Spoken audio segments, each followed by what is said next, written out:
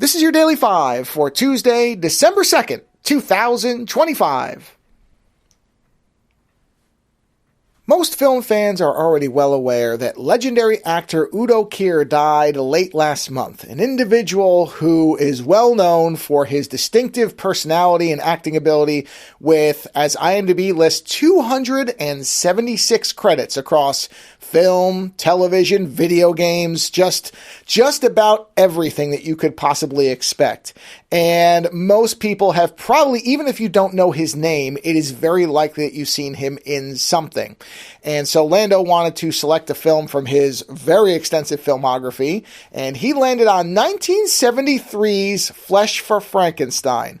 A movie that, when you read about it, or if you know about it, as I was already well familiar with, you would think that would be a movie I would pick. And Lando didn't really read everything about the movie, so he was not quite prepared for what we were going into. Now, I have heard of this film for years. It's a well-known trash classic by many accounts.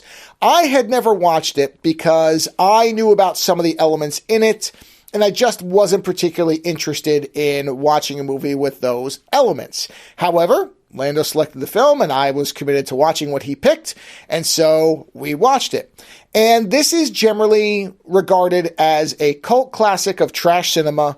Andy Warhol, the artist's name, is attached to it, but only because he lent his name to it. He's really not affiliated with it, which I think actually, and this is not something I say very often, is probably to the film's detriment. I feel like if Andy Warhol had been involved, it probably would have been a more entertaining film throughout its entirety.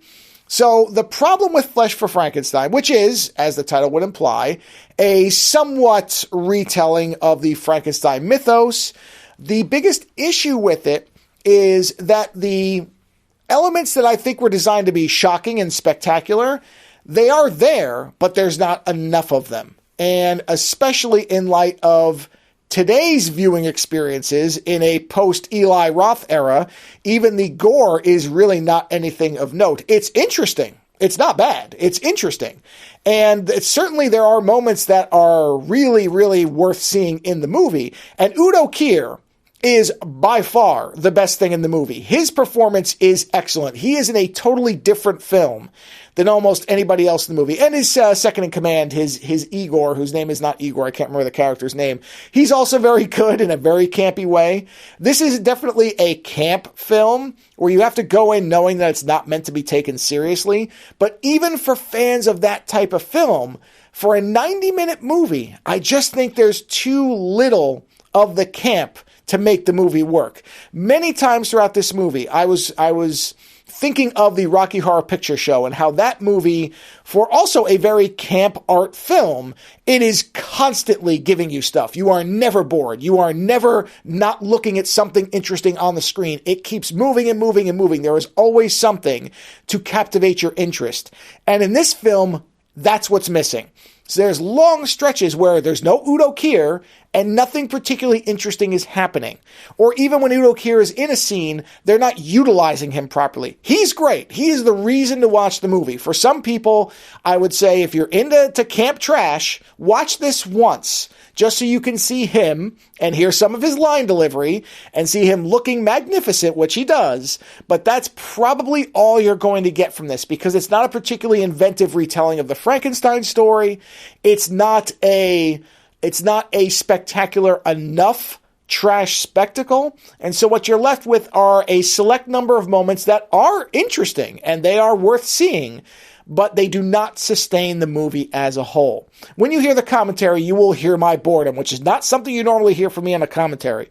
And in general, there are things that are worth seeing the movie for. I would not say it is certainly not a movie like the other one we talked about. It's not After Last Season.